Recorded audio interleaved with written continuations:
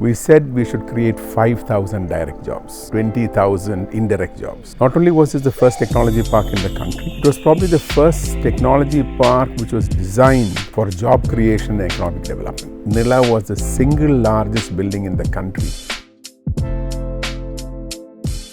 From a table that was set outside a pillar in the Secretariat to what we see today.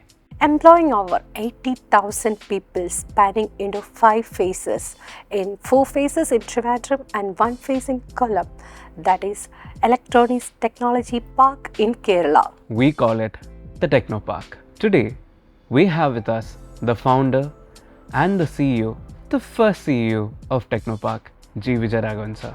Thank you. Welcome to our podcast. Thank you. So, it's a great pleasure to have you today, and marking the beginning of something new.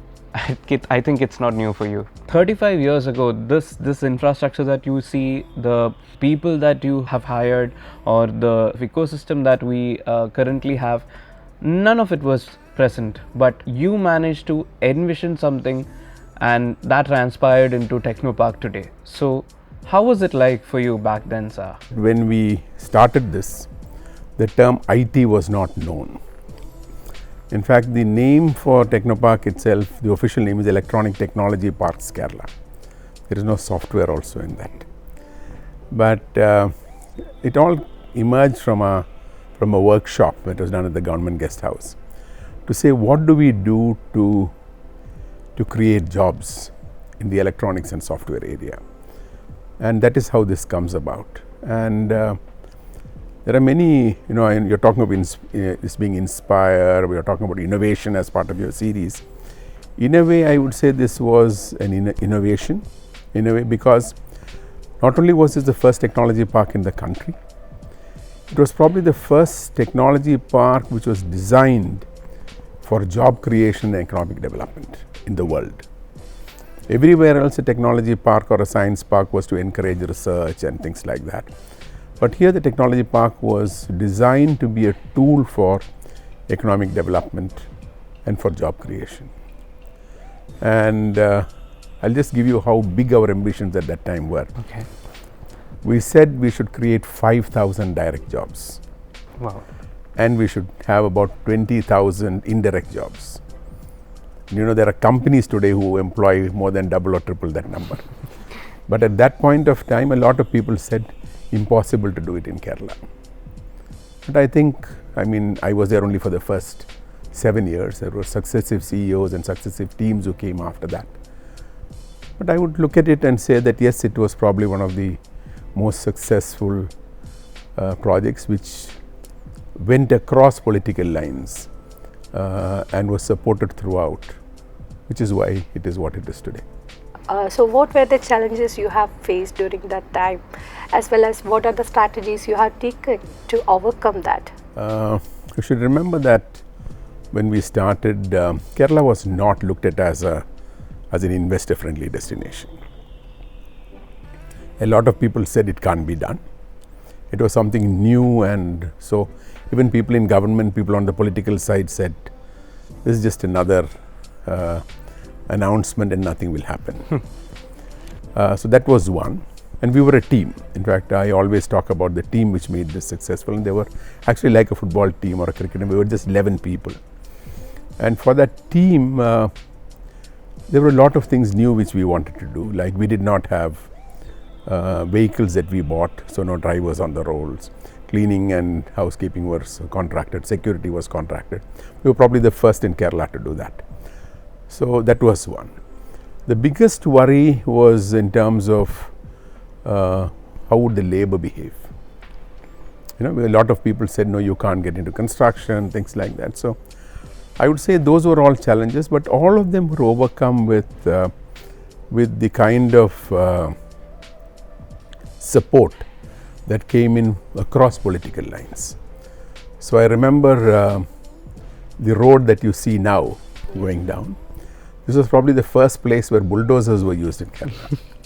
Okay, because we contracted it out, and the contractor said it'll take 1.5 years to do it. And I said, no, we need to do it in a couple of months. He said, there's no way. So he said bulldozer. So brought the bulldozer, and then there was a flag in front and a flag behind. And so before that itself, to start the construction, we called the local trade unions, and some of them talked of very unreasonable rates on things. And that time Mr. Nayanar, who was the earlier chief minister, was the leader, secretary of the party, Communist Party, and I went to him and I told him I have a problem, and he asked what, and I said this is it. I said I'm trying to be fair, and I said I go by your advice, because he had told me be fair and firm. So I said I'm trying to be firm, I'm being very fair, but they're not yielding. So he immediately called, and I've written about it, so, but he just immediately called somebody and said no problems there. We've never had problems there. So when the bulldozers came, this was there, that time Mr. Karnagaran was the chief minister. I said I have a problem, that means they'll cut the leg of, somebody talked about it or something. So I met Mr. Karnagaran, and he said, I've told the police you talk. So I spoke. There was a DIG who later became DGP called Mr. Sumar Nair. He was there, and we came and we walked up this rear gate. So when the senior DIG walks, everybody walks behind him. I was walking with him, and when we back, it looked like a flag march. So as we walked up, there's no building, nothing here, okay? And at that point of time, I could see a lot of faces from behind the cashew trees and all looking at us. So he came, he told me, remove the flags. So I removed the flags, and then he said, let the bulldozer start. Similarly with so that was something so because of the political support, even the trade unions did not create. So I should very proudly say that the 7 years that I was here, completely different from what people told me or what we would think about. Neither me or any of my staff went to the labor office even for one day. And another interesting thing is, what do you talk of? Nobody knows about technology parks in the country. You can't talk of any big thing about Kerala at that time. So we actually had to coin something to attract people. That is why it was called the world's greenest technology park. Okay. It was difficult for somebody else to do that, and I would proudly say that we planted at least double the number of trees that we cut. Oh. So a lot of the trees that you see here are over 30-35 years old. So we cut trees when we had to put buildings or this thing, but none of those were really great trees, but we did that.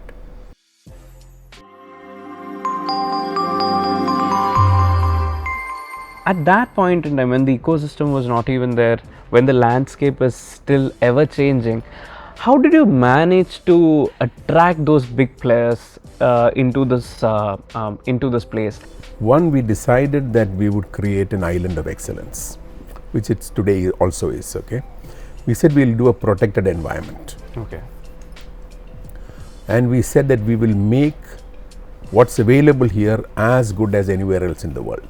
And it was because of that when somebody came into Technopark, they got a telephone line on day one. The moment we decided we are going to start, and when we started work, we booked telephone connections. And we booked so many telephone connections that they actually had to set up a telephone exchange nearby. That is how the Karyavattam exchange came about. Yeah. Okay. So that was one thing, telephone connection. The second one I would say is, again, I thank Mr. Karnagaran at that time, because the CEO of Technopark had a lot of powers at that time. I could approve building plans, I could approve to start operations, except for the electrical inspector, everything else we had. TCS was the first company to build a building in the campus, okay? And that building permit was issued within 3 hours. Wow. Great. Okay, so when you talk of single window, we probably were the first single window. But it took effort, and it meant we put up a proposal to government. Mr. Karnagaran then said, this requires 35 different groups. So we put 35 or so letters. And then he marked it to all the departments, called for a meeting. And on that day, we got all the powers that were required. But Mr. Kohli, whom we all look at as the father of Indian software industry, he was close to Mr. Nambiar, KPP Nambiar. And that relationship continued, and that's how it came about. Sir, our viewers also want to know about the story, how our Technopark evolved from a table nearby Secretariat to what it is today? When I left, Pamba, Periyar and the Park Center was there, and Nila was inaugurated on my last day in office. Nila was the single largest building in the country Wow. for software industry. Okay. Okay. So that is what it was at that time, and we did have to respond to a lot of queries from Accountant General's office on why we went and built a building that was 400,000 square feet. The other buildings were 30,000 square feet each. So 10 times that. While why did we? Because they had a query on why we built the Pamba and Periyar. So which was not part of the plan. It was there, but they didn't understand that. There are 2-3 things. One is we actually started before India opened up. Before liberalization started. Probably we started the right time. We had the support of the political environment. You should also remember that during the entire period that I was there in for years after that, there were no protests from local people on the acquisition, etc. We had acquired over 150 properties, if not more. Wow. But it was done in a very fair manner. So many of those who had land and homes in their first phase, in the Technopark phase 1, are those who stay outside the small gate that you have near Nila. Outside that there's a colony there, which we created and gave them, and we had a space for a play area and all done there. So we try to be fair, and even before the World Bank norms on rehab and things were there, we did that. But we told that we cannot promise jobs. But when you talk about this journey, I would say that the biggest thing about Technopark as a contribution would be it's been an equalizer. Exactly. In society. Okay, when an auto driver's daughter from the Yatingira starts working here and buys her father an auto rickshaw, and later buys him 1 or 2 taxis, and then her father becomes a local Modilali there for us. But that family has completely been uplifted. Transition. When a lady who used to has her son or daughter working in one of the companies here, and the son or daughter has no problem to tell that my mother is a sweeper here, that's when the equalization happens. But the fact is that, look, it has actually taken up the level of the standard of living of a very large number of people.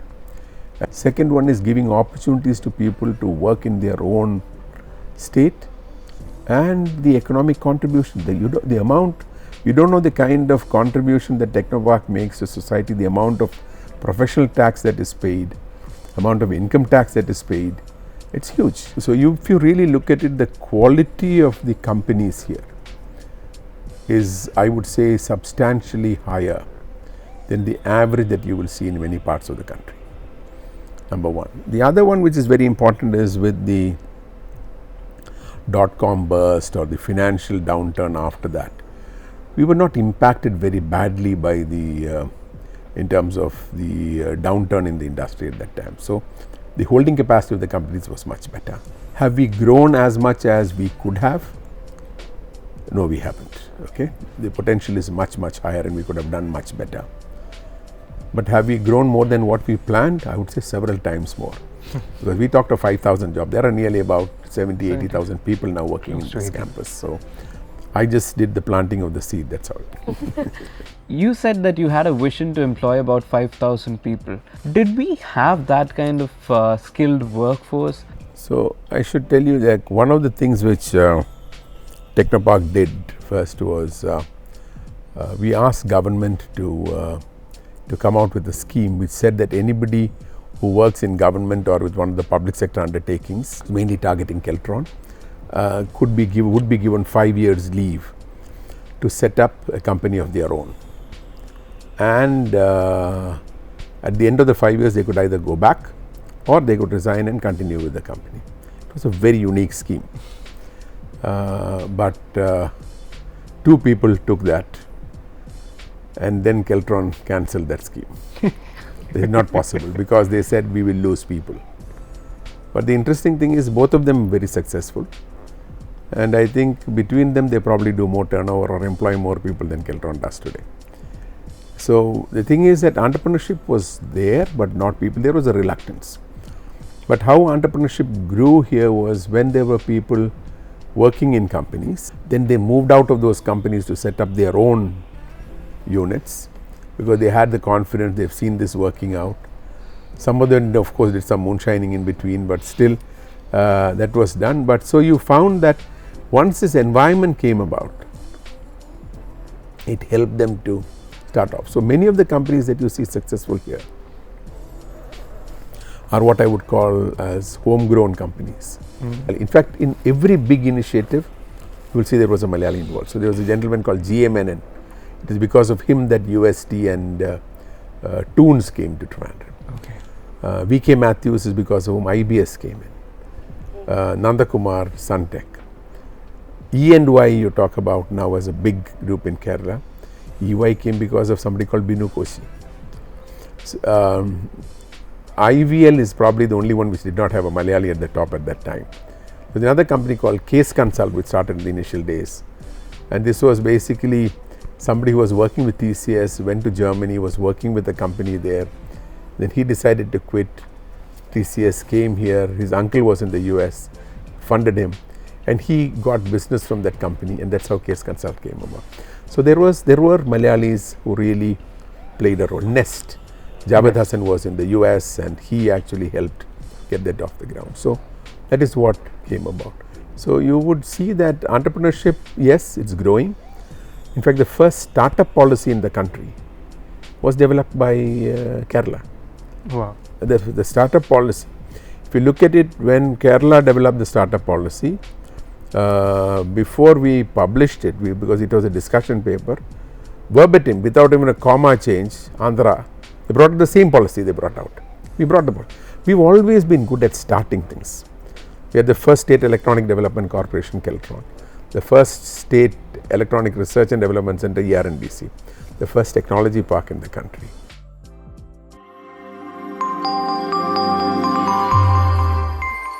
So, how can Technopark collaborate with educational institutions that develop a skilled workforce within the IT industry?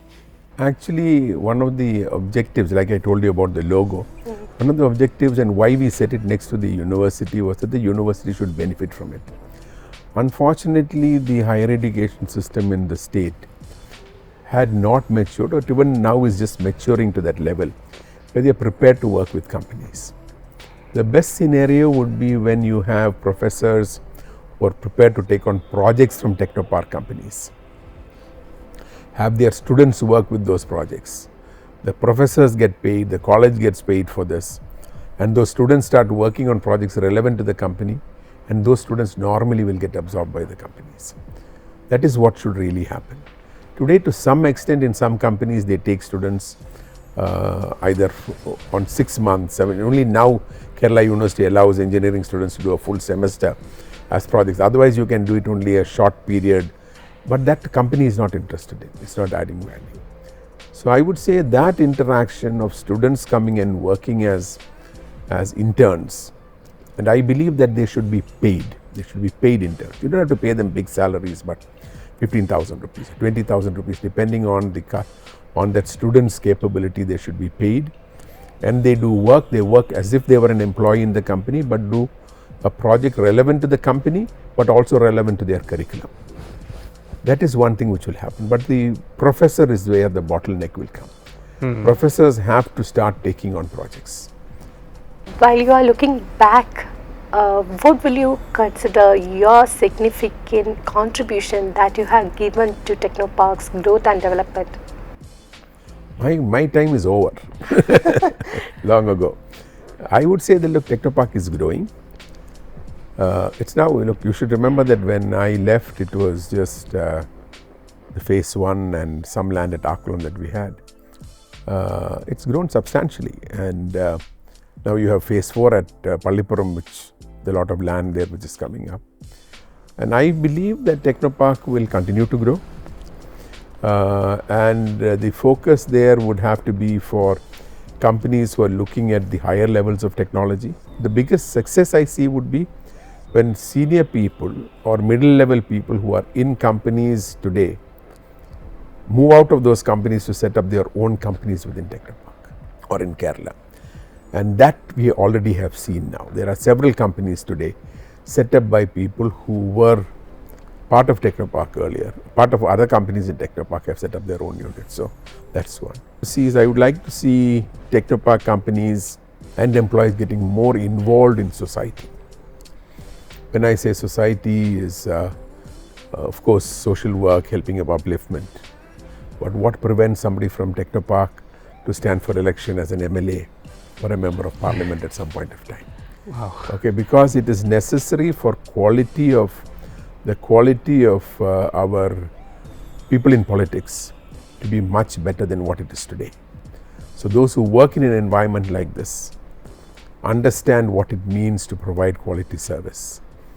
And if you can get somebody to do that, somebody in their 20s, 25, 30 should be starting to think about it. So what would really be good is if people who are working here start creating an impact in society overall.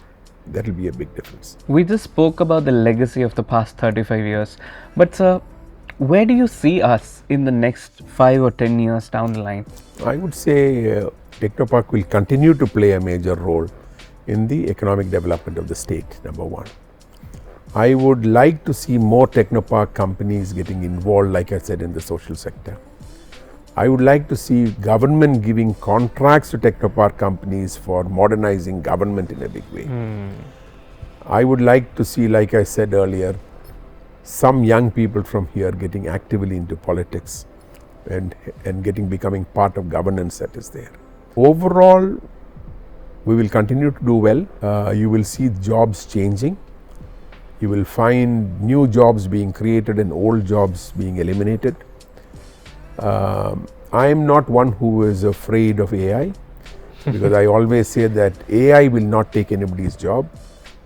Only somebody who is using AI will take away the job of somebody who is not prepared to use AI. Exactly.